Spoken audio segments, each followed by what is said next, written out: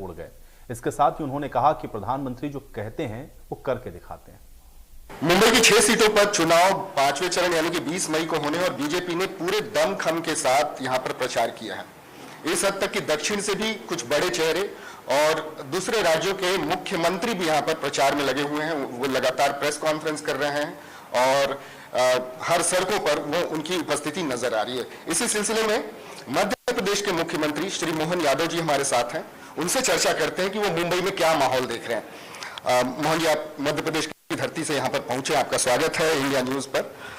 मुंबई में आप प्रचार कर रहे हैं, मुखातिब हो रहे हैं यहाँ के माहौल से, क्या माहौल देख रहे हैं आप? मुझे दिख रहा है कि छत्रपति महाराज की इस धरती पर चारों तरफ भाजपा माननीय प्रधानमंत्री यशस्वी श्रीमान नरेंद्र मोदी के द्वारा किए गए कामों के बलबूते पर जनता तो अपनी आंखों से देख रही है। ये ट्रैफिक की भारी समस्या थी, इंटरनल टनल बनाना, समुद्र के अंदर ऊपर ब्रिज बनाना, ये असंभव काम थे, लेकिन माननीय मोदी जी जो कहते हैं वो करके दिखाते हैं, वो रिजल्ट भी दिख रहा है।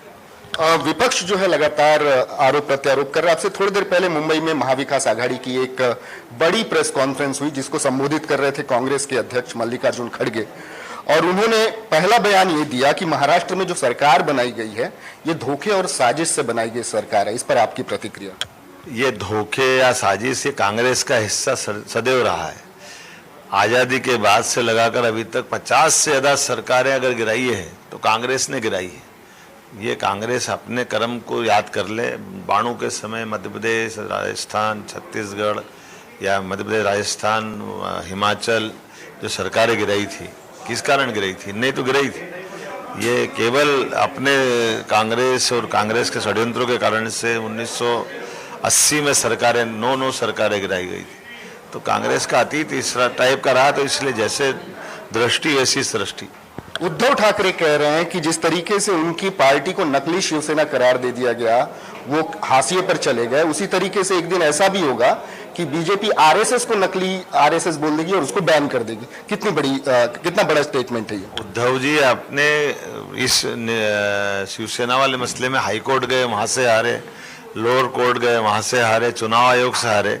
अब कोर्ट फैसला करते और कोर्ट के फैसले को भी नहीं माने तो ये उद्धव जी की मर्जी। और जो राजनीतिक क्षेत्र में वो राजनीतिक क्षेत्र की बात कर, राष्ट्रवादी संघ की बात करना उनके लिए मुंह से भी शोभा नहीं देता। जिस ढंग से उनने आतंकवादियों का साथ लिया है, हम तो स्वर्गीय बाला साहब ठाकरे जी को याद करते हैं जिन्होंने हिंदुत्व के लिए कितना काम किया है, लेकिन जो आतंकवादियों को अपने साथ मिला करके चुनाव के जीतने का सपना देखे, ऐसी शिवसेना के लिए तो उनके लिए मैं समझ सकता हूं कि वो अपने आप में आत्ममंथन करे, विचार करे, और वो खुद जानते कि वो क्यों कह रहे हैं और काहे के लिए कह रहे हैं। मेरे सिर्फ 2 सवाल और हैं।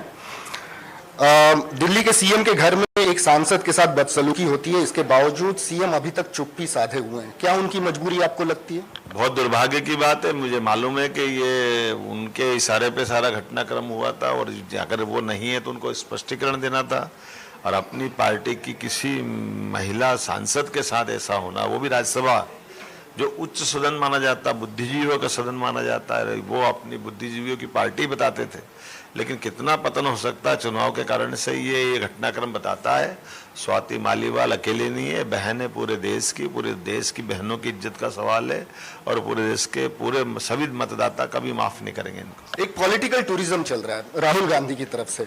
अमेठी उन्होंने छोड़ा, वायनाड से लड़े, वायनाड अब छोड़ के रायबरेली से लड़ रहे हैं। क्या उनका आत्मविश्वास खो गया? उनको लगता है कि उनकी जो जनता है वो दोबारा से चुन के नहीं भेजेगी? क्या वजह लगता है? एक मुहावरा अच्छा, आदि छोड़ पूरी को धावे, आदि मिले न पूरी पावे, ये उनपे पूरा चरितार्थ होगा। वो घर का जो है वो भी सब खत्म करके मानेंगे और महात्मा गांधी जी की इच्छा पूरी करेंगे।